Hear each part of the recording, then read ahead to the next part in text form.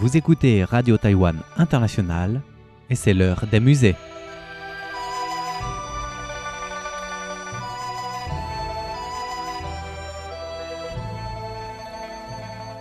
Chères auditrices et chers auditeurs, voilà, c'est encore l'heure pour l'heure des musées. Au cours des dernières semaines, nous avons découvert des femmes talentueuses en peinture, en calligraphie, en tapisserie, mais aussi en broderie. Aujourd'hui, nous poursuivons notre exploration en faisant la connaissance d'autres femmes renommées dans un domaine original, celui de la sculpture de pierre à encre. La sculpture de pierre à encre est une technique artisanale traditionnelle chinoise, très prisée par les lettrés pendant les dynasties Ming et Qing. Depuis le début de la dynastie Qing, Gu Erniang, active environ pendant la seconde moitié du XVIIe siècle, Ming a été une figure exceptionnelle. L'une des rares femmes à avoir acquis une renommée grâce à son habileté artisanale. Bien qu'elle soit la seule femme maître de la sculpture de pierre à encre découverte jusqu'à présent, parmi les rares artisans connus, son talent pour choisir les matériaux et concevoir des œuvres adaptées à ceux-ci témoigne de son génie. Sa compétence prouve que, même dans un monde dominé par les hommes, les femmes peuvent accomplir de grandes choses lorsqu'elles ont accès à des opportunités d'apprentissage. Voici un exemple. Image 1. Pierre à encre avec la conception de lune et plantain. Cette pierre à encre Duan, rectangulaire et de couleur foncée avec une touche violet. La face avant a été ciselée pour créer un encrière en forme de lune avec deux branches d'arbres de plantain de chaque côté montant et croissant en face d'elle. Sur le revers figure une gravure peu profonde d'un vieux moine assis sur une natte de jonc tenant son genou en lisant un écrit bouddhiste. Il y a une inscription d'une poésie par Huang Ren, le préfet de Gao Yao. En écriture de scribe, une lecture gravée de la signature fabriquée par Gu Erniang de Wumen, moderne Suzhou, et une empreinte d'un sceau gravé qui se lit collection précieuse de Huang Ren, excellé dans la poésie et la calligraphie et a été particulièrement friande de pierre à encre. Il a servi une fois comme un fonctionnaire dans le comté de Sihui-Xian, dans Zhaoqing préfecture, province Guangdong, et il a également été préfet de Gaoyao. Le comté Gaoyao était connu comme Duanzhou dans la dynastie des Song et célèbre pour les pierres trouvées dans le ruisseau Duan. Beaucoup de pierres fines dans sa collection ont été sculptées par Gu Erniang de Wumen, qui l'a inscrit et classé en deux catégories. Sa poésie a été affinée et unique, étant connue pour son raffinement et sa subtilité. Gu Erniang était une célèbre sculpteur de pierre à encre de Suzhou au début de la dynastie des Qing. Ses œuvres étaient fermes et précieuses en termes de sculpture, mais aussi fines et subtiles en termes de détails, avec une touche féminine de douceur et de grâce.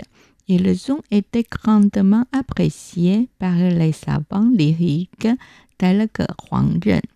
Reconnu pour sa qualité de fabrication, elle a choisi de belles pièces de pierre pour la sculpture, ce qui a renforcé encore son nom.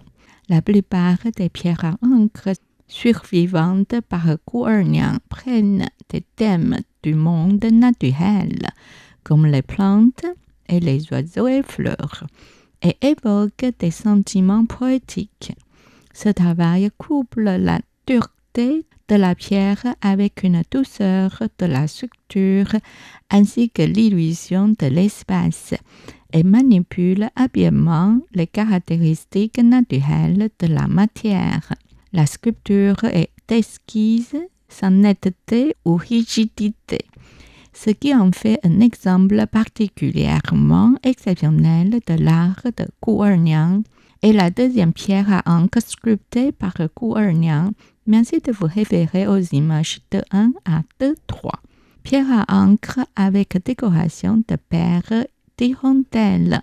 Cette pierre à encre est faite de pierres douane de couleur noir-vert.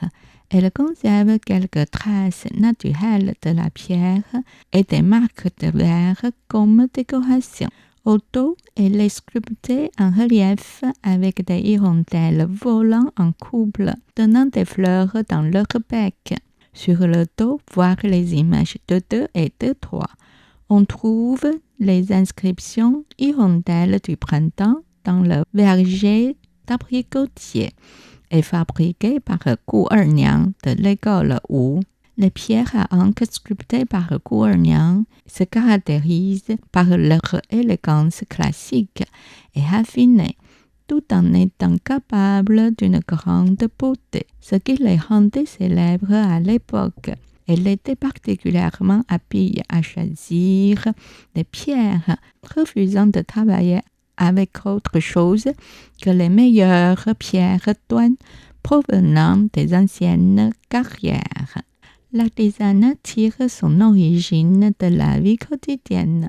Dans les sociétés agricoles, les techniques telles que le tissage, la broderie, la teinture à la cire et la découpe de papier utilisées dans la vie courante, dépendant souvent des mains habiles des femmes rurales et villageoises, qui les réalisaient en fonction des besoins quotidiens. Bien que les travaux d'aiguille soient des compétences que chaque femme chinoise devait apprendre et maîtriser dès son plus jeune âge, de nombreuses femmes se distinguaient par leur talent. Cependant, ces œuvres étaient principalement destinées à un usage quotidien. Leurs créatrices n'étaient pas tenues de signer leurs œuvres et celles-ci n'étaient pas conservées intentionnellement, rendant rare la possibilité de retrouver des artisanes à partir de rares documents.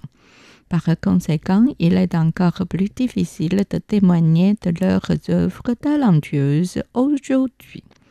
Au cours de la longue histoire de la Chine, les femmes n'ont jamais été absentes dans les domaines de l'art, de la littérature, de l'artisanat et même de la politique. Elles ont exprimé leur voix. Bien que leur prise de parole ait été moins fréquente, leurs contributions ne doivent pas être ignorées. En ce qui concerne les arts visuels, les œuvres des femmes ont souvent suivi les techniques, styles et formes des hommes, avec peu d'innovation et de révolution.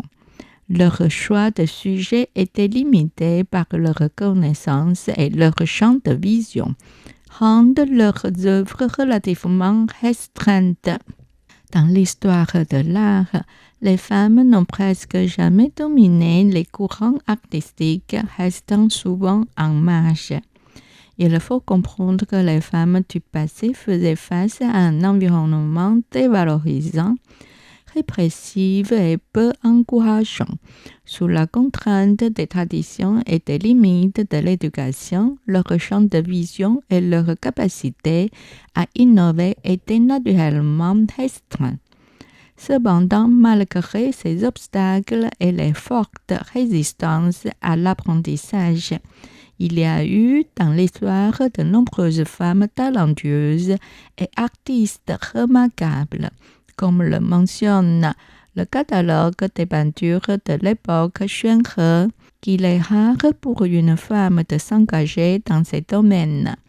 Comment ne pas accorder une attention particulière au parcours assidu et au talent exceptionnel de ces femmes à travers les âges? Très bien, nous nous arrêtons ici pour aujourd'hui. La semaine prochaine, nous poursuivrons notre exploration des femmes hors du commun. Comment cela se fait-il? Eh bien, suspense. Vous le découvrirez dans notre prochaine émission. Merci pour votre fidélité. N'oubliez pas, rendez-vous la semaine prochaine. Non pas avec moi, mais avec nos charmantes dames. C'était l'heure des musées, réalisé et animé par Miao Yonghua, diffusé depuis Taipei, Taïwan.